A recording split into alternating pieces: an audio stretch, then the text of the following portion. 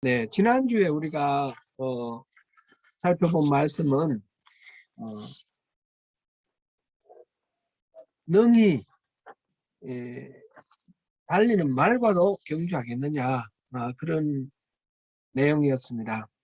그러니까 지금 당한 어떤 고난, 어려운 역경 이런 것들이 힘들긴 하지만 뭐 보행자와 달리면서도 이렇게 힘들면 앞으로 더한 상대, 더한 어려운 고난, 그 말과 경주하는 것, 그것을 어떻게 감당하겠느냐, 이런 거는 좀 이겨내라, 그런 말씀이었어요.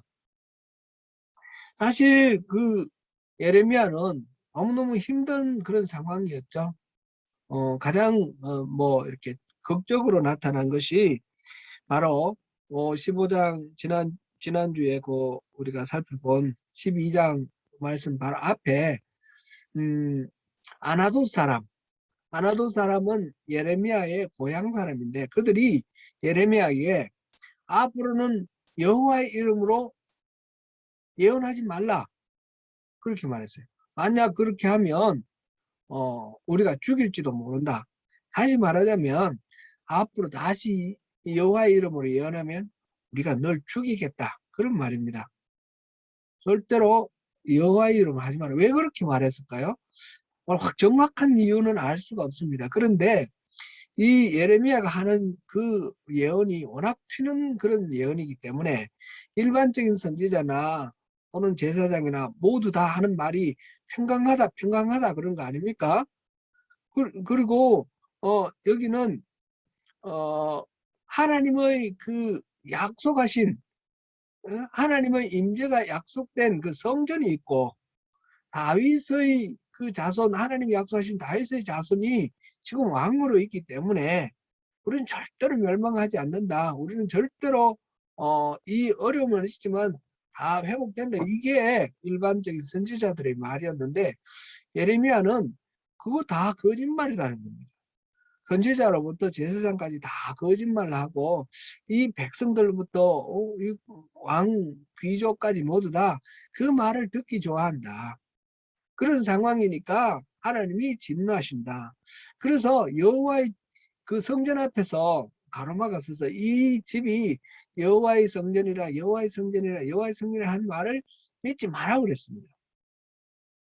그렇게 말하는 이 예레미야의 그 예언이 워낙 다른 선지자들 말과 다르고 튀는 그런 소리니까 사람들이 다 예레미야를 미쳤다 그러고 듣지를 않습니다. 그래서 뭐 모두들 위협하고 협박하고 죽이려고 합니다. 왕부터 시작해서 그런 상황인데 자칫 잘못하면 같은 고향 사람인 아나돗 사람이 예레미야하고 너 한편 아니냐 이래가지고 위험해질까봐 그 그 때문에 자기들이 살려고 보신하기 위해서 그들이 나서서 예레미야에게 입을 다물게 한 것이 아닌가, 이렇게 어, 음, 짐작이 되는 것입니다. 이거는 뭐 명시되어 있지는 않습니다.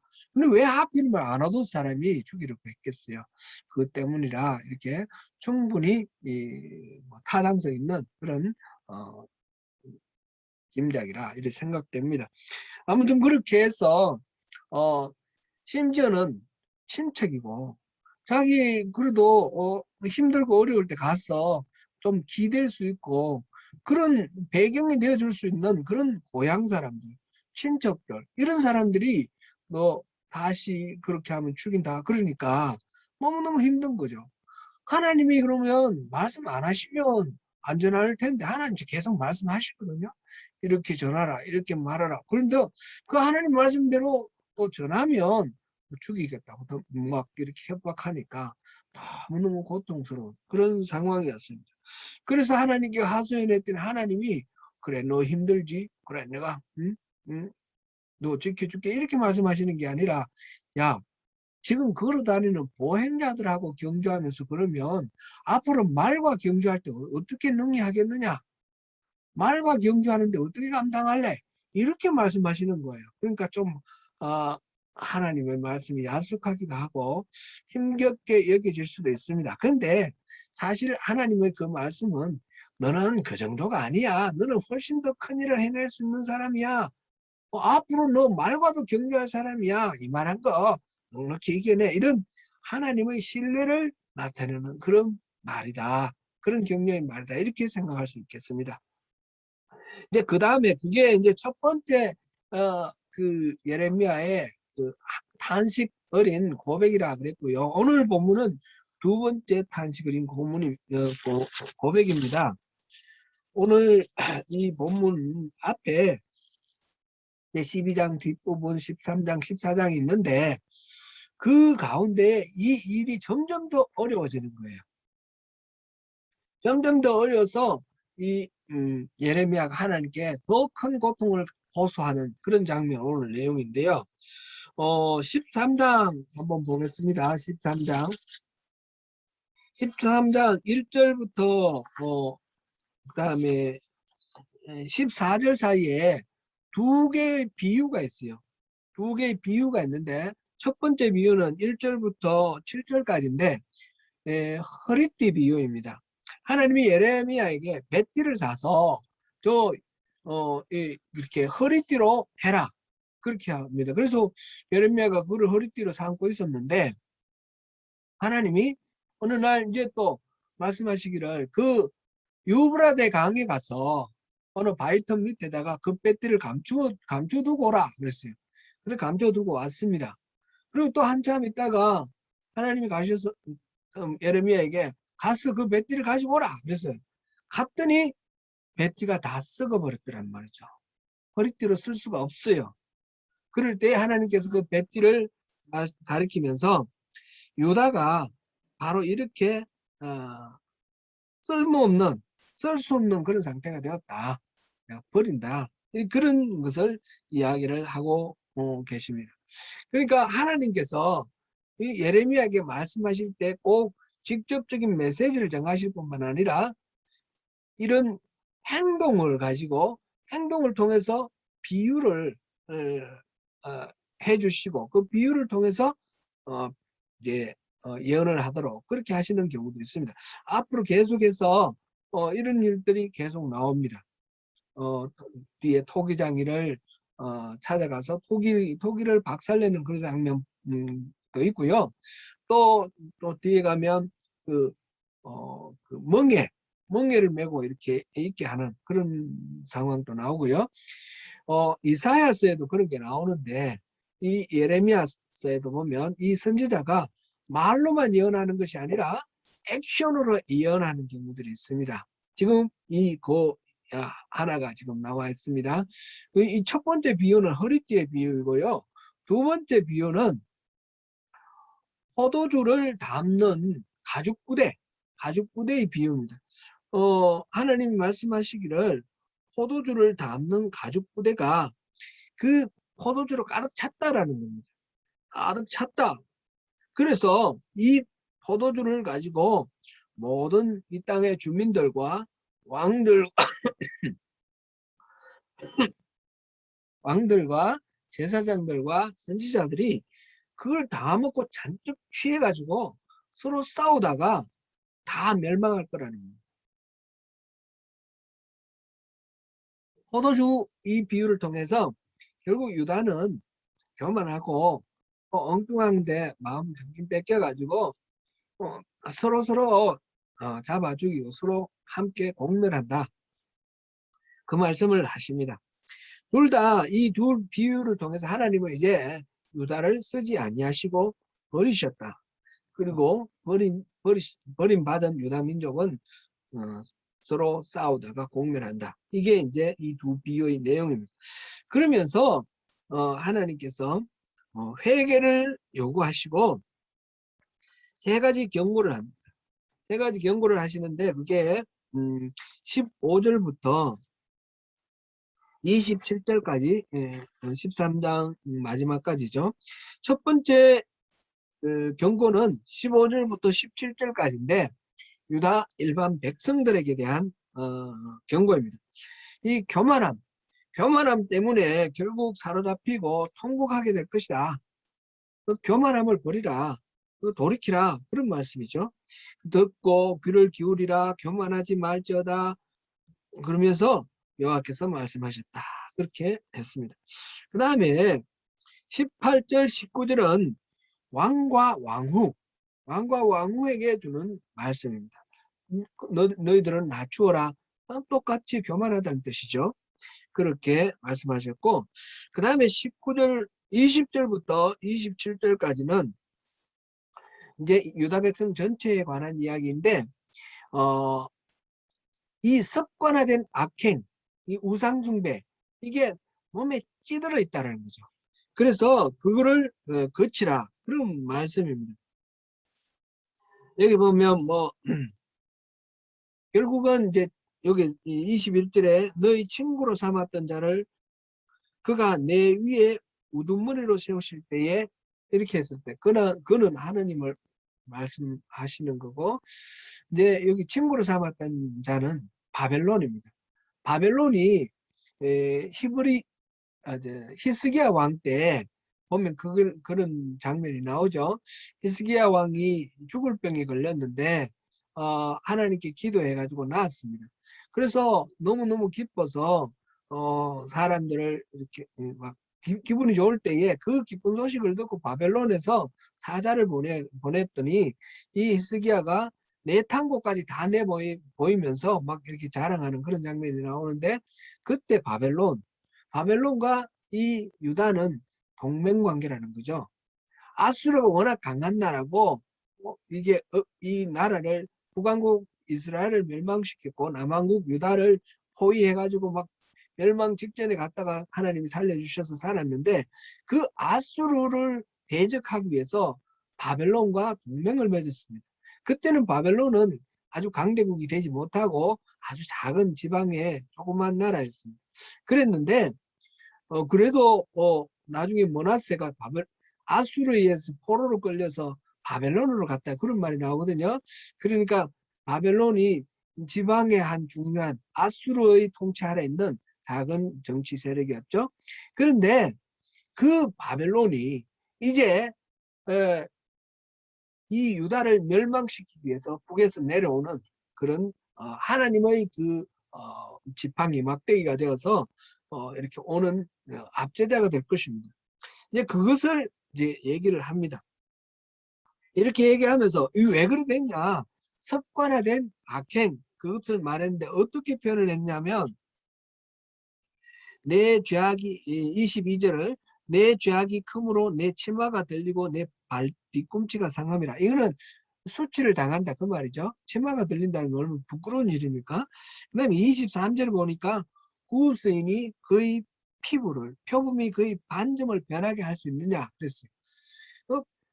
백인이 황인종이 될 수 없고, 구스인은 저 이디오피아 사람이니까 흑인입니다. 흑인의 그 피부가 그 셈족의 황인종 아닙니까, 그죠? 유다 백성들 황인종, 그렇게 피부색이 바뀌어질 수 있느냐? 그럴 수 없다는 거죠. 완전히 죄가 이 선천적인 피부색처럼 몸에 꽉 그냥 익어져 있는 거죠. 표범의 반점은 그건 아주 고유한 반점입니다. 호랑이는 줄이 있고요, 사자는 그런 거 없죠. 그런데 표범은 반점이 있지 않습니까? 이거는 표범의 고유한 속성입니다. 그처럼 이 유다의 죄가 막 피부 색깔이나 표범의 반점처럼 완전히 몸에 찌들어 있어서 이게 뗄 수가 없을 정도로 이렇게 심각한 그런 상황이 됐다. 그래서 너희들이 수치를 당할 것이다, 그런 말씀이에요. 그러면서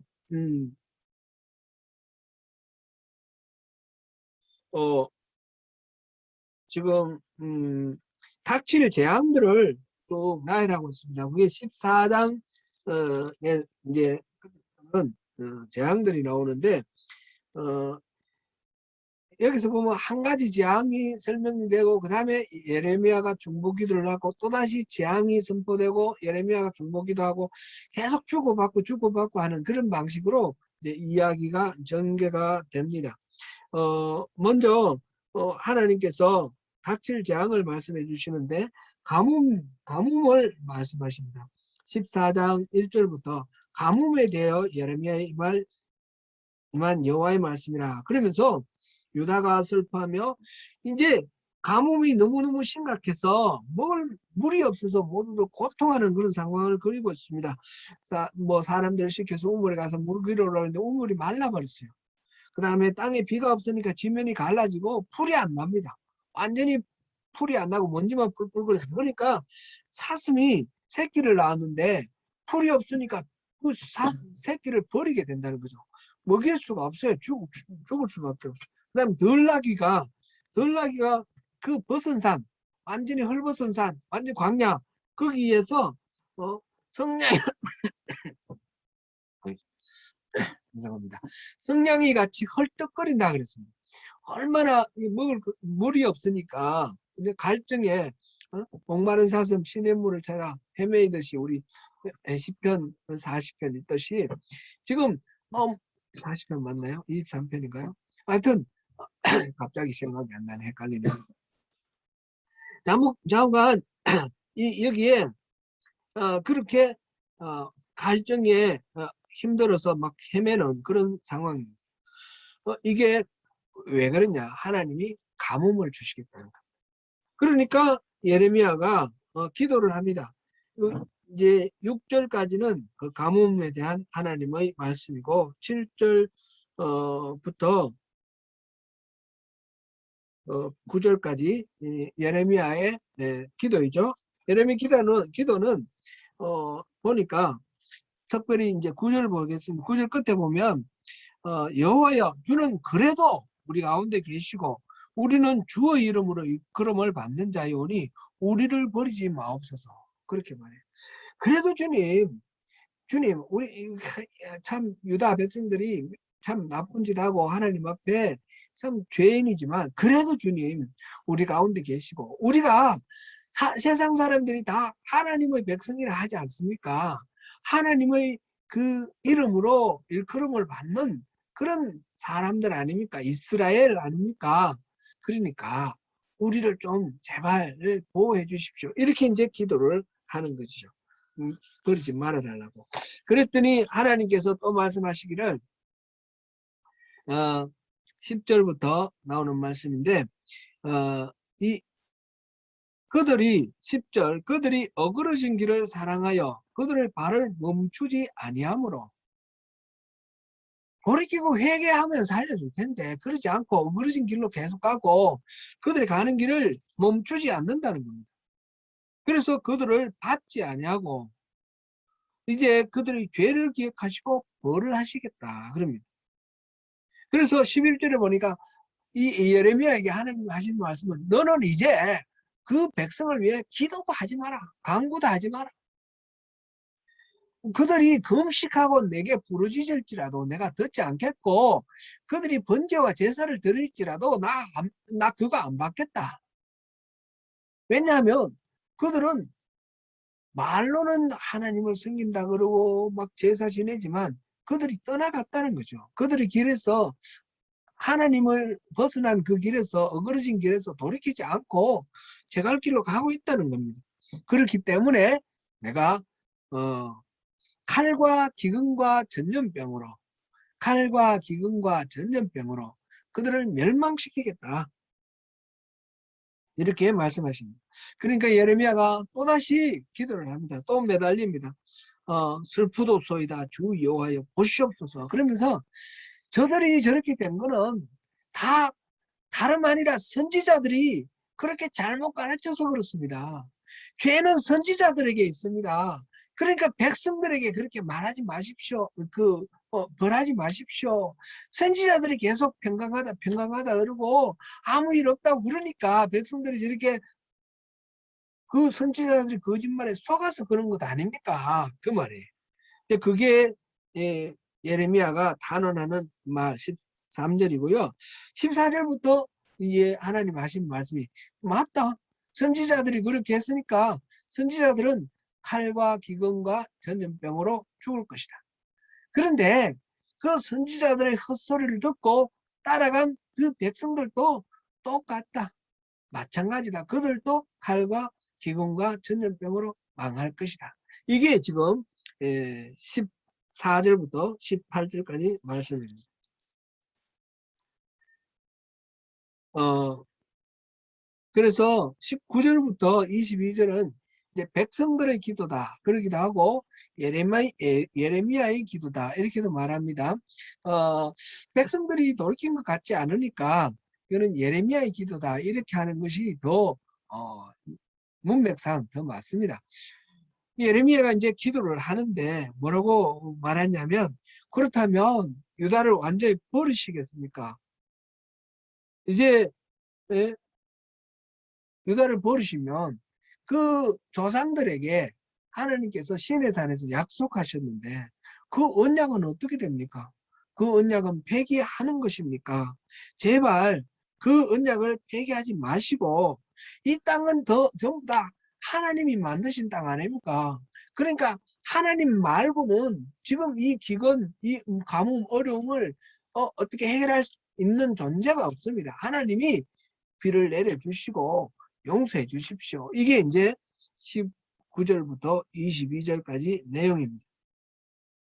그 백성들의 기도라고 해도 좋고 예레미야의 기도, 그 기도를 들으시고 그 다음에 하나님의 대답입니다.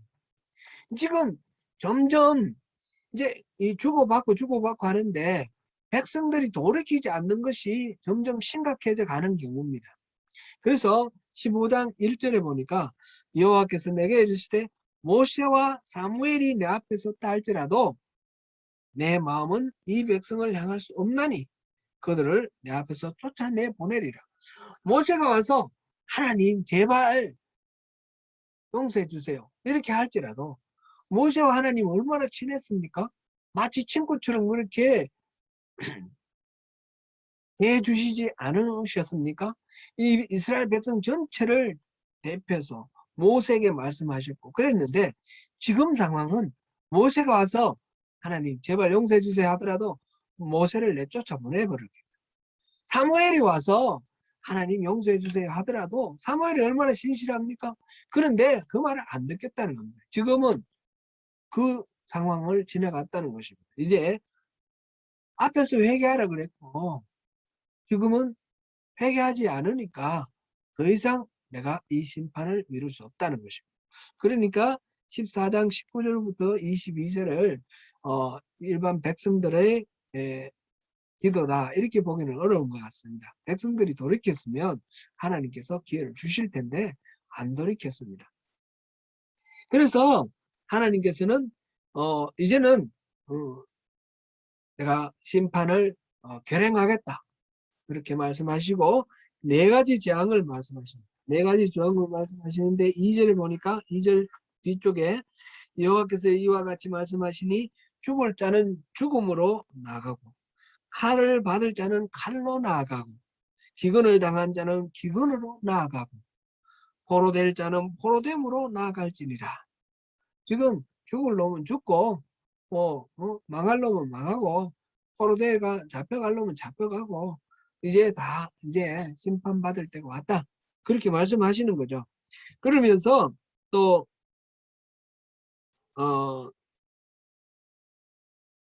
마지막으로 이제 4절에서 하시는 말씀이 3절에서 또 네 가지 재앙이 있습니다. 네 가지 벌이 있는데 그것도 한번 보면 좋겠어요.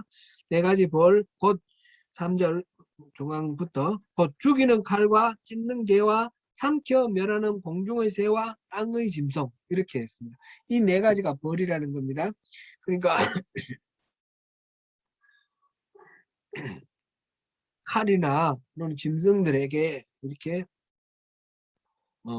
밥이 되고 이렇게 죽을 것이다. 그런 얘기죠. 그러면 4절에서 하는 말이 결국 이 모든 것들이 히스기야의 아들 므낫세의 그 행위 때문이다. 그런 말씀하십니다. 그래서 세계 여러 민족 가운데 너희들을 헛떡거릴 것이다. 므낫세가 한 그 우상숭배의 그 죄악이 그 이후에 개선이 안 됐다는 거죠. 요시야 왕이 종교개혁을 했지만 그래도 그 므낫세가 워낙 멀리 갔기 때문에 멀리 간 데서 돌아오더라도 한참 히스기야 때보다는 한참 이렇게 벗어난 상태에 있었던 것입니다. 그래서 결국 므낫세가 그때 그 당시에 멸망시키려고 하셨는데 므낫세가 회개하고 기도하니까 그 다음에 용서를 해주셨어요. 그게 역대하에 나왔고요. 근데 그 이후의 왕들도 계속 아무리 나쁜 왕이라도 회개를 하고 돌이키면 므낫세도 용서해 주셨는데 용서해 주시겠죠. 그런데 그 이후의 왕이 계속해서 배역하는 거예요. 요시아처럼 돌이킨 사람도 있지만 다 배역을 하는 겁니다. 특별히 지금 이때의 왕은 여호야김입니다. 여호야김이 계속해서 우상 숭배를 합니다. 그러니까 심판을 선언을 하십니다. 그래서 하나님이 버리셨기 때문에 이제 더 이상 구원을 받을 수가 없다 하는 것이 9절까지 내용입니다. 오늘 본문은 10절부터 21절까지 했는데 이 9절까지 내용도 우리가 일일이 다 할 수 없어서 이제 스킵하면서 넘어가지만 또 한번 보고 그래야지 이제 연결이 됩니다. 연결이 되는데 오늘 이제 10절부터 오늘 본문입니다. 10절부터 이제 나오는데 이렇게 하나님의 심판이 결정적으로 이렇게 선포가 되는 그런 상황. 하나님 그런 말씀하셨으면 이거는 예레미야하고 하나님하고 둘만 속삭이는 이야기가 아니에요. 예레미야는 그 말씀을 그대로 하나님이 그 선포를 다 백성들에게 알려줘야 되는 거예요. 그게 선지자의 역할이니까. 자기는 또 하나님께 기도하고 그러고 난 또 하나님 주신 말씀 또 선포하고 그러면 백성들이 그 말을 듣고 회개하는 게 아니라 더 악독한 마음을 가지고 이 예레미야에게 덤비고 그렇습니다. 그래서 나오는 말이 지금 10절 내게 재앙이로다. 10절 같이 한번 읽어볼까요? 내게 재앙이로다. 나의 어머니여 어머니께서 나를 온 세계에 다투는 자와 싸우는 자를 만날 자로 낳으셨도다. 내가 구워주지도 아니하였고 사람이 내게 구이지도 아니하였건만은 다 나를 저주하는도다. 아멘. 정말 이 재앙입니다. 재앙이라고 느껴집니다. 어머니께서 나를 어떻게 이렇게 낳으셨냐는 거죠. 온 세계에 나를 만든 사람 전부 다가 다투는 자고 싸우는 자고 모든 사람들이 내가 빚진 것도 없고 부어준 것도 없는데 모두 다 나를 저주한다는 거예요. 차라리 내가 안 태어났으면 좋겠다. 그런 이야기입니다. 자기의 탄생을 단식하는 그런 이야기는 욥기에서 나오죠. 너무너무 절망스럽고 너무너무 안타깝고 너무너무 고통스럽다라는 그런 이야기입니다. 지금 이 예레미야의 이야기는 탄식 어린 고백이다. 제가 그렇게 표현을 했지만 여기서 보면 탄식 어린 고백이다 아니라 하나님께 울부짖는 항이다. 이렇게 말하는 것이 더 맞습니다. 뒤에 보면 분노로 채웠다 그런 말도 나오는데 하나님한테 화가 나서 덤비는 겁니다. 하나님 이럴 수가 있습니까 하나님? 그러면서 박해올 재앙 앞에서 하나님이 그 택한 백성을 지켜주시고 이방 나라의 공격으로부터 보호해 주시고 결국은 회복해 주실 것이다 라는 그런 미래에 대한 기대, 그것이 모든 유다 백성들의 그 생각입니다. 왕으로부터 제사장, 선지자, 고관들, 백성들. 그런데 이토록 단호하게 확고하게 심판과 재앙의 말씀을 전해야 하는 이 예언자의 마음이 얼마나 절절하고 아프겠습니까? 고통스럽겠습니까? 그래서 내게 재앙이로다. 그렇게 탄식을 하는 것입니다. 하나님은 원망하고 탄식하는 이 예레미야에게 뭐라고 말씀하십니까? 11절 여호와께서 이르시되 내가 진실로 너를 강하게 할 것이요 너에게 복을 받게 할 것이며 내가 진실로 내 원수로 재앙과 환난의 때에 내게 강구하게 하리라. 내가 너 강하게 해줄게. 결국은 저놈들, 너를 괴롭히는 저 원수놈들 나중에는 그 재앙과 환난을 닥쳐서 너한테 와서 좀 살게 해달라고 애원을 할 거야. 그러니까 너 이거를 감당해. 그런 이야기입니다. 참 우리가 그래도 이 말씀 들으면 힘이 나는 말씀이에요. 좋은 말씀이에요. 그러나 실제로 예레미야의 삶을 생각해 보면 정말 참 어처구니가 없다 이런 생각이 듭니다. 예레미야의 삶에 어떤 변화가 있었습니까? 하나님이 강하게 해주셨으니까 그들이 예레미야의 말을 들었습니까? 예레미야의 호소에 응답하셔서 하나님이 심판을 거두셨습니까? 그렇지 않습니다. 사람들이 예레미야를 존경한 것도 아니고요. 예레미야의 삶에는 더 큰 환란이 닥쳤습니다. 지난주에 본 대로 이제까지는 사람들하고 경주하는 셈이고 앞으로는 말과 경주하는 그런 더 큰 고난과 환란이 다가옵니다. 하나님은 그래도 결국은 원수들이 너 앞에 와서 강구하게 될 거다. 그런 말씀을 하십니다. 결국 예레미야가 옳았고 그들이 잘못됐다고 무릎 꿇을 것이라는 건데 그 과정이 너무너무 어려운 것입니다. 그러면서 그렇게 위로하시면서 하나님 하신 말씀이 그렇지만 나의 심판은 아무도 말리지 못할 것이다. 결국 너와 너의 원수는 함께 네가 알지 못하는 곳으로 끌려갈 것이다. 이게 12절부터 14절까지 이야기입니다. 결국은 너도 그들하고 같이 끌려갈 거다. 각오해. 예레미야는 하나님께 호소합니다. 13절부터 나오는 이야기. 나의 원수들이 멸망하고 나는 멸망하지 않도록 해주십시오. 주를 위하여 내가 부끄러움을 당하지 않도록 해주십시오.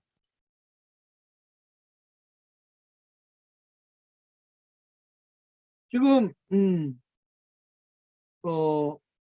그렇게 간구를 하는 근거가 어디 있습니까? 그거는 만군의 하나님 여호와시여 나는 주의 이름으로 일컬음을 받는 자다. 이 말이 앞에서도 나왔었는데 여기 다시 한번 나옵니다.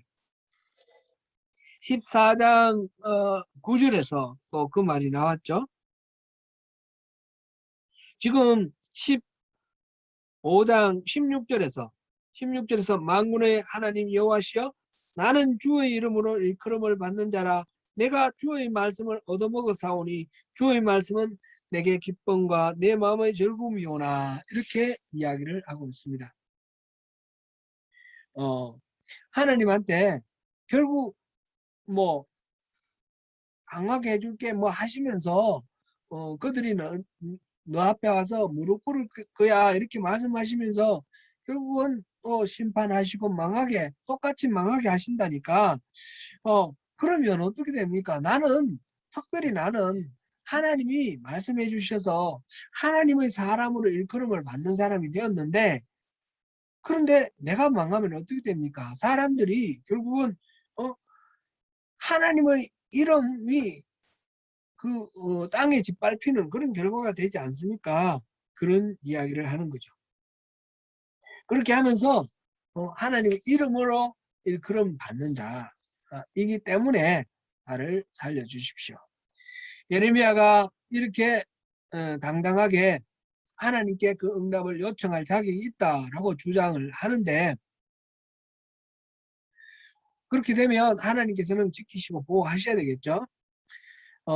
그러면서 하는 말이 내가 하나님의 말씀을 받아 먹어서 그러면 당연히 기쁘고 즐거울 텐데 나는 기쁜 자리에 가 있지도 않고 즐겁지도 않습니다.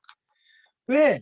심판을 선포해야 되는데 하나님 말씀을 전하지만 그러나 너무 끔찍한 그런 심판의 이야기 메시지를 전해야 되기 때문에 너무너무 고통스럽고 힘들고 하나님이 뭔가 내가 이렇게 기도하고 뭘 하면 하나님의 반응이 좀 달라져야 되겠는데 달라지지도 않고 하나님 똑같이 그냥 나가시니까 너무 힘든다는 거죠.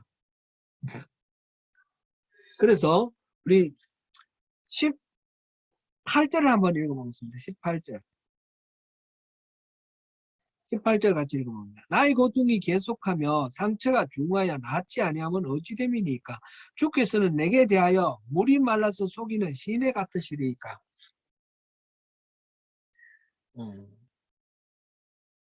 하나님이 처음에 예레미야를 부를 때 예레미야가 뭐라고 그랬습니까? 나는 아직 어립니다. 안 됩니다. 그랬더니 하나님 뭐라고 약속하셨어요?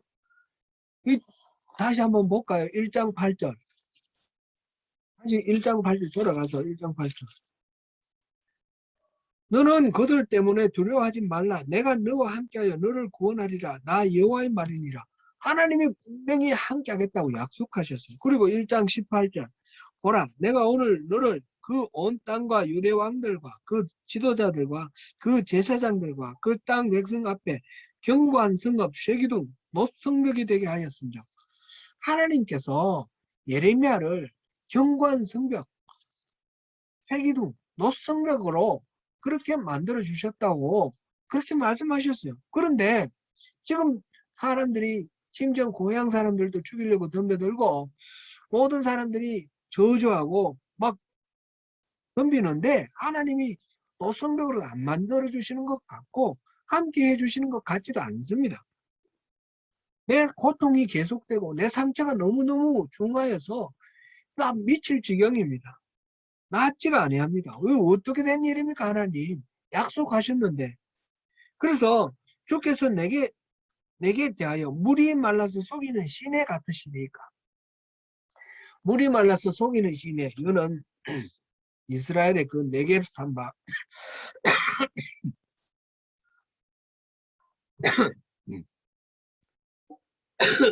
네겝의 사막 이런 데 보면 우기에는 물이 흐르다가 우기가 지나면 물이 안 흐르는 흔적만 있는 그런 강이 있어요. 와디라고 그러죠. 우리 학교 때 그 지리 시간에 배운 기억이 납니다. 이 이스라엘과 이집트의 경계선이 그 와디 강입니다.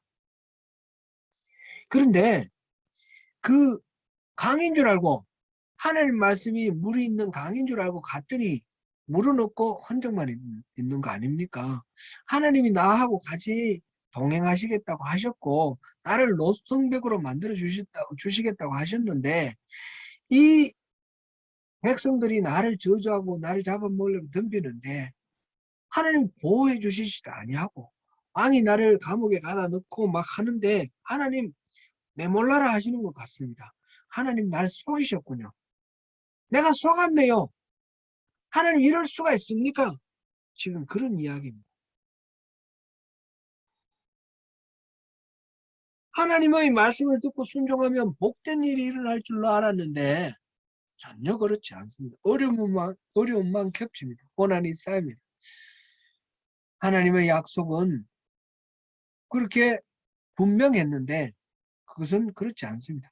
오늘 본문이 시기상으로 어느 때인지는 정확히 나와 있지 않습니다. 그러나 이렇게 지금 흐름으로 보면 그 성전 설교가 요시야 왕이 다스리기 시작할 요시야가 아니라 여호야김 왕이 다스리기 시작할 때라고 했지 않습니까? 요시야 왕 때만 해도 예레미야는 굉장히 존중을 받았습니다. 그런데 여호야김이 왕이 되면서부터는 너무너무 박해가 심한 거예요. 지금 이 말씀 오늘 본문은 여호야김 초반 때인 것 같은데 여호야김 4년이 고비라 그랬습니다. 여호야김 4년이 바벨론이 예루살렘을 정복한 그때입니다. 첫 번째 1차 정복해서 했을 때 그때 느부갓네살 원년 갈그미스 1차 전쟁으로 이집트를 물리치고 바벨론이 예루살렘을 점령하고 그리고 여호야김을 이렇게 굴복시키는 그런 때입니다. 잠시 끌고 갔다가 돌려주는데 여호야김은 이집트가 세운 왕이기 때문에 친이집트 왕입니다. 근데 이제 바벨론에서 이제 정복당했으니까 바벨론에게 조공을 바치고 바벨론에 복속을 해야 되는데 이 여호야김은 계속해서 이집트 편을 들려고 합니다. 예레미야가 말하는 바는 뭡니까? 이 바벨론에 항복하라는 겁니다. 그러니까 이 여호야김은 틈만 나면 예레미야를 괴롭히고 핍박을 하는 겁니다. 나중에 보면 여호야김 5년에 예레미야가 예언한 모든 그 예언을 기록한 두루마리를 불에 태워버립니다. 감옥에도 가두고요. 이런 일들, 이게 지금 우리가 지금 명확한 연대를 알 수가 없어서 1대1로 이렇게 대비할 수는 없지만, 지금 성전 설교 한지 조금 지나갔으니까 흐름이 있고, 그 다음에 회개하라 하는 데서 지나가서 이제는 모세가 와도 내쫓을 것이고 사무엘도 오더라도 내쫓을 것이다. 심판은 결정됐다. 이렇게 말씀하셔요. 이거는 이미 심판이 시행되는 그런 상황입니다. 바벨론이 지금 예루살렘을 점령한 그런 상황과 이제 맞먹는 그런 것 같아요. 보입니다. 하나님의 말씀에 순종했는데 하나님이 함께 해주시겠다고 말씀하셨고 노수성벽이 되게 하겠다고 말씀하셨는데 하나님이 하나도 막아주지 않는 것 같습니다. 그래서 예레미야 생각에는 완전히 속았다라고 하면서 물이 하나도 없는 와디강 같다고 하나님께 아우성하면서 화를 내면서 막 이제 대드는 겁니다. 화를 낸다라는 말은 분명히 앞에 15절에 있죠. 15절을 보면 이는 주께서 분노로 내게 채우셨습니다. 내게 분노가 가득한데 주님이 채우신 분노라는 거죠. 그러면서 대듭니다. 하나님, 나는 하나님의 이름으로 일컬음을 받는 자입니다. 나는 하나님의 사람이고 하나님의 말씀을 받아 먹었습니다. 나를 지켜주시는 것이 하나님의 책임이고 의무입니다. 왜 원수들이 나를 잡아먹지 못해 안달하는데 나를 내팽개쳐 두십니까? 그러면서 하나님께 이제 항의하는 것입니다. 그 예레미야의 항의, 사실상 하나님한테 이리 분노하고 하나님한테 대드는 거는 참 드문 이야기죠. 성경에 그런 이야기 또 있습니까? 사실 다윗이 그 언약궤를 들고 이제 모시려고 하다가 그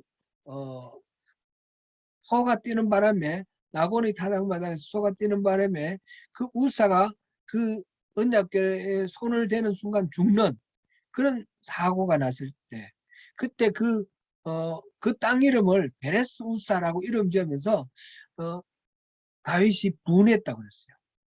분했다라는 것은 하나님을 원망하고 하나님께 화냈다는 뜻입니다. 내가 하나님께 이렇게 충성을 하는데 언약궤를 이렇게 모시려고 하는데 아니 이런 내 성의를 하나님 아시면서 왜 이런 사고가 나게 하십니까? 이 우사를 죽이는 이런 일을 하십니까? 이 참 이해가 안 됩니다. 그런 내용입니다. 나중에 다윗이 그 이유를 알았죠. 언약궤는 사람이 매야 됩니다. 제사장이 메고 가야 되고 그런데 레위인이 매야만 되는데 그때는 소 달구지 그 수레에다가 언약궤를 싣고 가는 그거는 그 이방인들 블레셋 사람들이 그 언약궤를 돌려줄 때 그렇게 했죠. 그 수레에 싣고 이렇게 돌려보냈죠. 블레셋의 방식으로 그렇게 했기 때문에 그 안 되는 거죠. 하나님이 그 언약궤를 운반하는 방식은 분명히 미리 말씀해 주셨어요. 이제 그거를 깨닫고 나중에 다윗이 바르게 했는데 일단 그 우사가 죽었을 때는 화를 내는 그런 장면이 있었어요. 욥기에서 욥이 하나님한테 막 대들죠. 내가 뭘 잘못했습니까? 이렇게 막 대드는데 성경에 하나님께 막 대들고 막 이런 것도 있구나. 그렇게 하면 절대로 안 되는 것 같은데 그것도 성경에 다 올려놨어요. 예레미야 같은 경우 하나님한테 화를 내면서 하나님 나 속이십니까? 왜 나한테 거짓말 하십니까? 그러면서 대드는 것도 나와 있습니다. 지금. 그렇죠? 그만큼 이렇게 진솔하게 반응하는 것이 중요한 거죠. 예레미야는 그렇게 반응했습니다. 하나님께서 여기에 대해서 말씀하시는 것이 19절부터 21절입니다.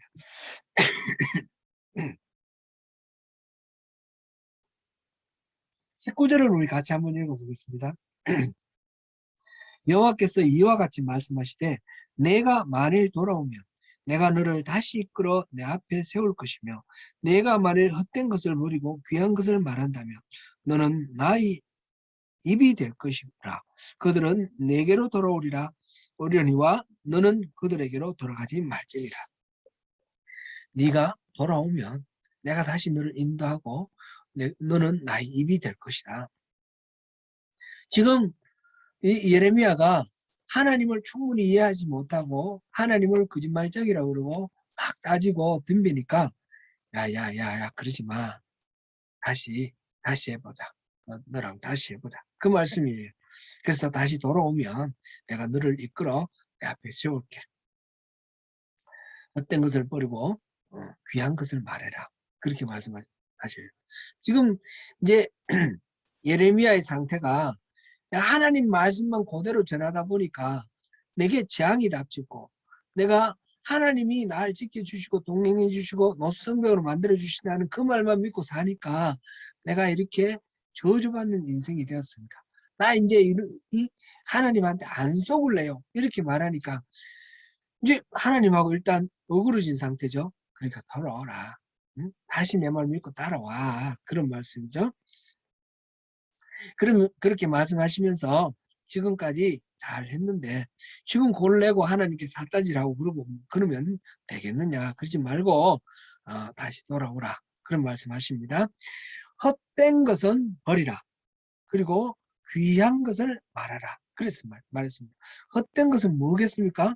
다른 선지자들처럼 세상 사람들이 듣기 좋아하는 말, 평강하다, 평강하다. 우리 유다, 우리 예루살렘은 절대로 멸망하지 않는다. 그렇게 말하는 것입니다.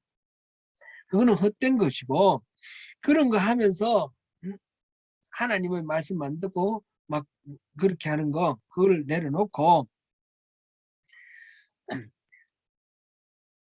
귀한 것은 무엇입니까? 하나님의 말씀을 그대로 전하는 것. 이거는 사람들이 듣기 싫어하는 것인 줄 뻔히 알지만 그래서 사람들이 가는 곳마다 다투고 싸우고 죽이려고 덤비고 하지만 그러나 하나님의 말씀이기 때문에 그것을 그대로 전하는 것이 귀한 것입니다. 그렇게 하면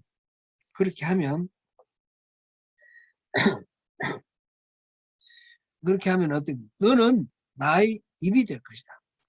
이때까지 했듯이 예레미야가 하나님의 말씀을 잘 전하는 하나님의 입이 되겠죠. 그리고 그들은 내게로 돌아오려니와 너는 그들에게로 돌아가지 마라.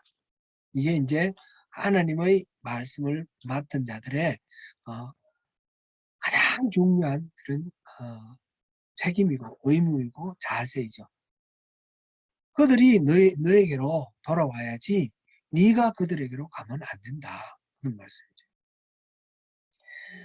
그렇게 하면 다시 이제 20절에 경관 노승벽이 되게 해주겠다. 그래서 아무도 너를 이기지 못하게 할 것이고 내가 너를 건져주겠다. 너를 구원하겠다. 이게 이제 20절, 21절의 약속이고요.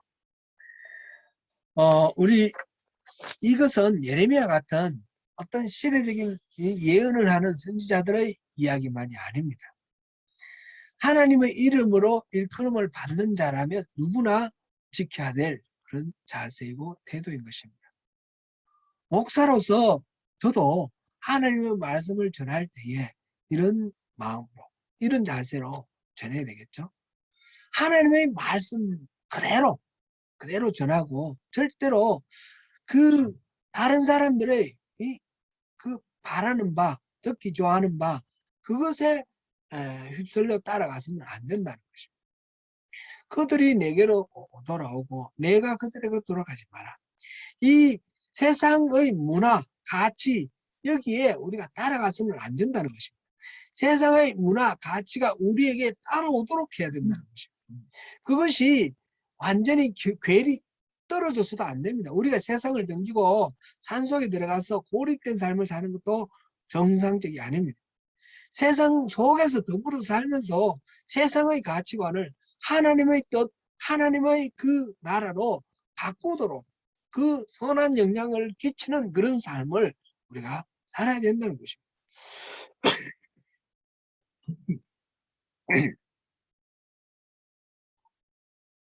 그 과정에서 참 많은 어려움들이 있을 것이지만 하나님의 말씀을 성실하게 전하면 하나님은 우리의 노성벽이 되어 주실 것입니다. 제가 이제 목사로서 이제 하나님의 말씀 전할 때에 듣는 회중의 그 상황을 고려하지 않을 수가 없습니다.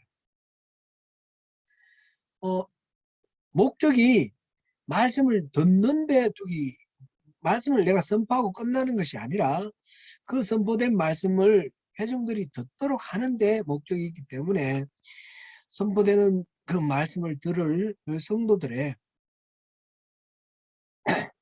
그 상황과 그 모든 그것을 또 이렇게 생각을 해야 되죠. 이게 이제 설교를 할 때 3가지 요소가 있거든요. 에토스, 파토스, 로고스. 에토스는 이 설교하는 나의 상황입니다. 그리고 파토스는 설교를 들으시는 회중들의 상황입니다. 그리고 로고스는 하나님의 말씀 그 자체죠. 근데 이 3가지를 함께 고려를 하면서 균형을 맞춰야 됩니다. 로고스만 있고 파토스에 대한 생각이 없이 일방적으로 전하면 안 듣고 좀 지나가 버리죠. 그러니까 들으시는 회중들이 지금 어떤 상황이 있느냐, 힘들고 어렵고 고통스러운 상황이 있느냐, 기쁘고 즐거운 상황이 있느냐, 뭐 이런 모든 것들을 고려해서 거기에 맞게 적절하게 전해야 됩니다. 그런데 이 파토스를 고려하는 것이 자칫 잘못하면 여기 예레미야가 그렇게 많이 얘기하고 있는 그 거짓 선지자들처럼 하나님이 주신 말씀 외에 자기 생각에 이 회중들이 듣기 좋은 말, 그런 말을 하는 거죠. 오늘날 교회에서 선포되는 메시지들 보면 제가 이제 유튜브를 통해서나 뭐 여러 가지 인터넷을 통해서 다른 교회 목사님들 말씀을 이렇게 들어볼 때가 있습니다. 그러면 너무너무 오염된 설교가 많습니다. 그래서 이게 이제 인터넷이 활성화되고 교회가 이렇게 모여서 예배하는 것이 이렇게 어려워지면 앞으로 점차 더 이렇게 인터넷을 통해서 말씀 듣는 그런 경우들이 많을 텐데 이걸 어떻게 성도님들이 잘 분별할 수 있도록 내가 잘 도와줄까? 이게 참 큰 과제다 이렇게 생각됩니다. 잘못된 메시지를 어떻게 분별하느냐 이게 핵심인 것입니다. 우리의 마음에 우리의 정서에 잘 맞는다고 해서 좋은 말씀이 아닙니다. 내가 평소에 생각하던 소신과 일치한다고 해서 좋은 말씀이 아니라는 겁니다. 내 듣기 좋은 말 그게 핵심이 아니고 하나님의 뜻이 어디에 있는가, 하나님의 정말 하나님의 말씀에 일치하는 말씀인가. 표면적으로 이렇게 성경에 나오는 구절과 맞다고 해서 그게 하나님의 뜻이라 볼 수 없습니다. 예수님의 비유 말씀이 있잖아요. 두 형제한테 아버지가 일을 시키는데 첫째는 예 하고 안 했고 둘째는 아니요 하고 나중에 가서 했어요. 누가 순종한 겁니까? 입으로 하는 말이 중요한 것이 아니라 삶으로 살아가는 이 삶이 중요한 것입니다. 우리가 이 세상의 여러 가지 이치들을 보면 뭐 그리스도교, 기독교라는 그런 이름을 내세우고 하나님의 뜻과 반대되는 그런 삶을 살아가는 그런 행동을 하고 그런 주장을 하는 경우들이 너무너무 많습니다. 교회의 이름으로 우리의 이익에 어긋나면 막 화를 내고 뭐 서명 운동하고 막 이렇게 데모도 하고 하는데 하나님의 뜻에 맞고 그러고에 따라서는 그렇게 행동을 하지 않습니다. 의로움보다 이로움만 생각하는 그런 경우들이 너무 많다는 것입니다. 교회의 이름으로 우리가 교회에 이루어지는 모든 일들이 정말 바른 일들인가.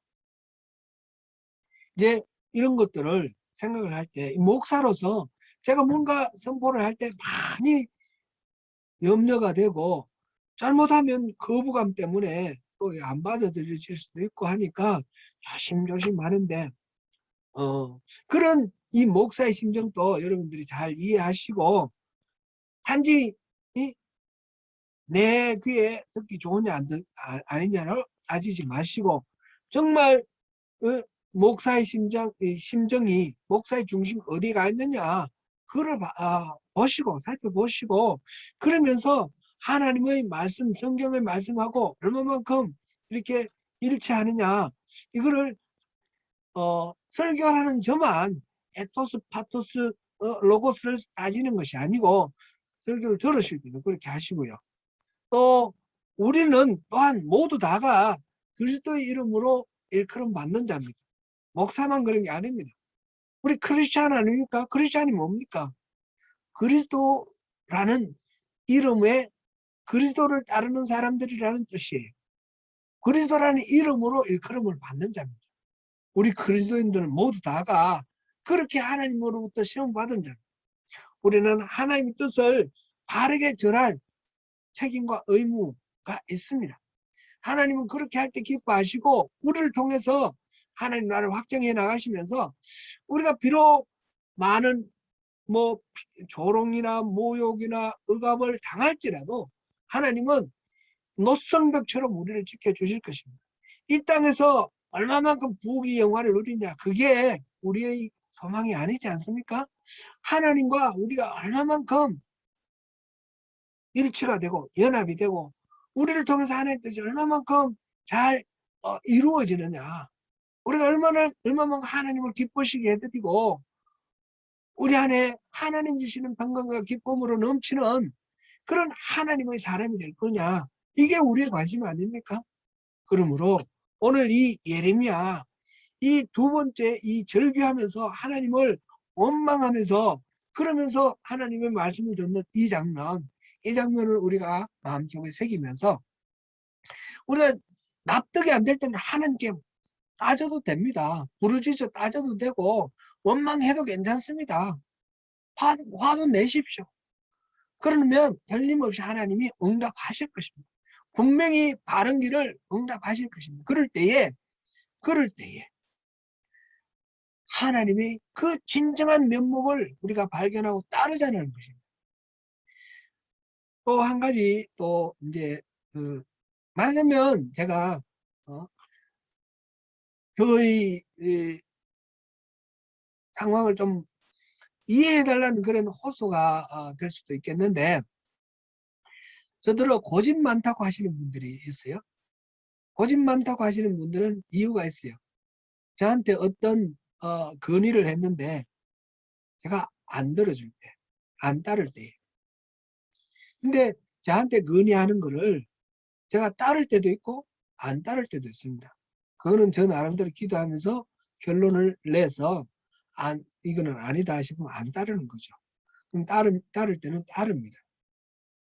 너무 이 사람 이분이 이 말씀하면 이거 따르고, 저분이 저 말씀하면 저거 따르면 중심이 없지 않습니까? 그러면 아수라장이 될 겁니다. 그럼 제가 이제 중심을 잡고 가려고, 그렇게 경우에 따라서는 건의하는 것도 안 따를 수도 있습니다. 그런데 그럴 때에 고집이 세다 그러고, 때로는 그것 때문에 원망하고, 때로는 그렇게만 하면 괜찮은데 어떻게든 끊기 위해서 여러 가지 방법들을 쓰시는 그런 경우들이 있더라고요. 그럴 때는 너무 마음이 아파요. 근데 이거를 어떻게 합니까? 제가 일일이 다 말로 설명할 수도 없는 것이고, 좀 믿고 좀 신뢰를 해주면 이게 쉽게 해결될 수 있는 문제인데, 그거를 믿지 못하고 신뢰하지 못하면 해결이 안 되는 거예요.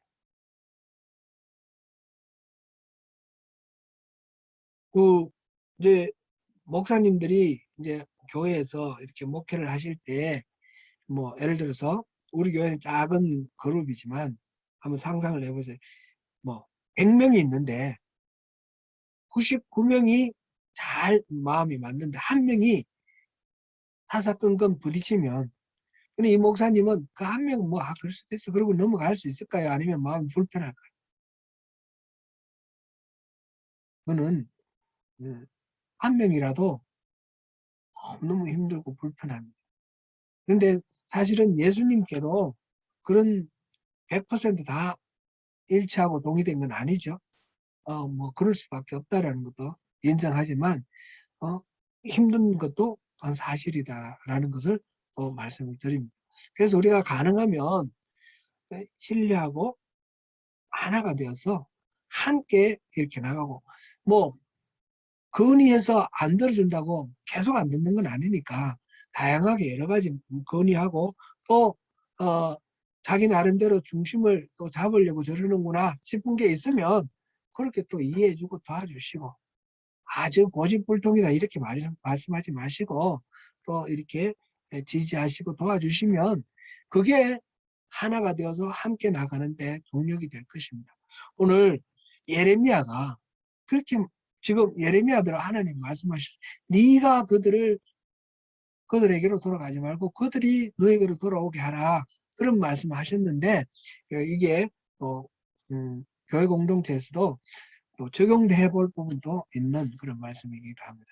우리 크리스찬으로서 우리 모두가 하나님의 이름으로 일컬음을 받는 자다. 이게 이제 오늘의 아주 중심 주제이고요. 그러므로 크리스찬으로서 우리가 세상 문화에, 세상 가치관에 휩쓸리지 말고 하나님의 뜻을 중심으로 세상이 우리에게로 돌아오도록 그렇게 중심을 지키자, 그 말씀입니다. 우리 성도님 모두 다가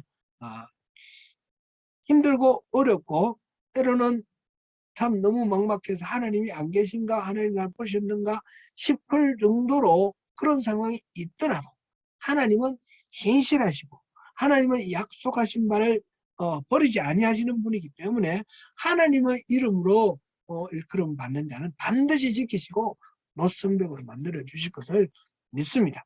그렇게 믿으시고 승리하시는 저와 여러분 되시기를 축원합니다.